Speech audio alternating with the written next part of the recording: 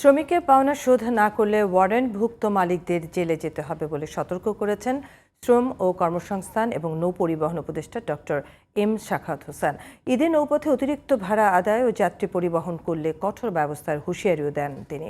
বুধবার সচিবালয়ে অপর এক অনুষ্ঠানে বাণিজ্য উপদেষ্টা শেখ বশিরউদ্দিন এবং মৎস্য ও প্রাণী সম্পদ উপদেষ্টা ফরিদা আক্তার জানিয়েছেন, এবার বাড়বে কোরবানির পশুর চামড়ার দাম এবং পশুবাহী ট্রাকে চাঁদাবাজি ঠেকাতে স্বরাষ্ট্র মন্ত্রণালয় সর্বোচ্চ সহায়তা করবে। আহমেদ অনিকের রিপোর্টে বিস্তারিত। ঈদুল আজহা উপলক্ষে বুধবার সচিবালয়ে নৌপথে শৃঙ্খলা ও নিরাপদ যাত্রার প্রস্তুতিমূলক সভায় শ্রম ও কর্মসংস্থান এবং নৌপরিবহন উপদেষ্টা বলেন, ঈদুল আজহা সামনে রেখে শ্রমিকদের পাওনা ২৮ মের মধ্যে পরিশোধ করতে হবে। ২৮ তারিখের মধ্যে টাকা পয়সা দেবেন, আর যদি না করেন তাদের নামে হুলিয়া জারি হতে পারে, ওয়ারেন্ট জারি আছে, দেল বি অ্যারেস্টেড। বাড়ি বিক্রি করে দেখ, আগেও বলেছি, গাড়ি বিক্রি করে দেখ, যা খুশি তাই বিক্রি করে দেখ। যে চালাতে পারে না ফ্যাক্টরি, যে শ্রমিকের বেতন দিতে পারে না ২ মাস ৩ মাস, তার তো এই সেক্টরে থাকা উচিত না। ঈদযাত্রায় নৌপথে কোনো অনিয়ম হলে কাউকেই ছাড় দেওয়া হবে না বলেও সতর্ক করেন তিনি।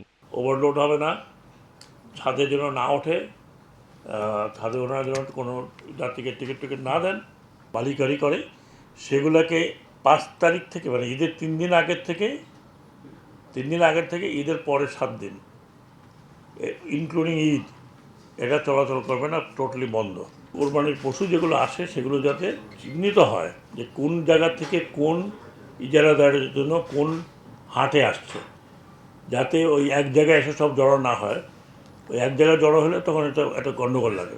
এদিকে সচিবালয়ে কোরবানির কার্যাবলী সুষ্ঠু ব্যবস্থাপনা নিশ্চিতকরণ কমিটির প্রথম সভা শেষে বাণিজ্য উপদেষ্টা বলেন, এবার পশুর চামড়ার উপযুক্ত মূল্য নিশ্চিত করা হবে। মাননীয় প্রধান উপদেষ্টা ব্যক্তিগতভাবে আমাদেরকে নির্দেশ দিয়েছেন যেন আমরা চামড়ার উপযুক্ত মূল্য নিশ্চিত করতে পারি। হাসিল যেটাকে উত্তোলন করা হয় সেটাকে যেন ৫% থেকে কমানো যায়, সেই একটা প্রচেষ্টা নিয়ে আমরা আলোচনা করেছি। একই সভায় মৎস্য ও প্রাণী সম্পদ উপদেষ্টা বলেন, ক্ষতিকর স্টেরয়েড ব্যবহার ঠেকাতে এবং নিরাপদে পশু পরিবহন নিশ্চিতেও ব্যবস্থা নেওয়া হবে।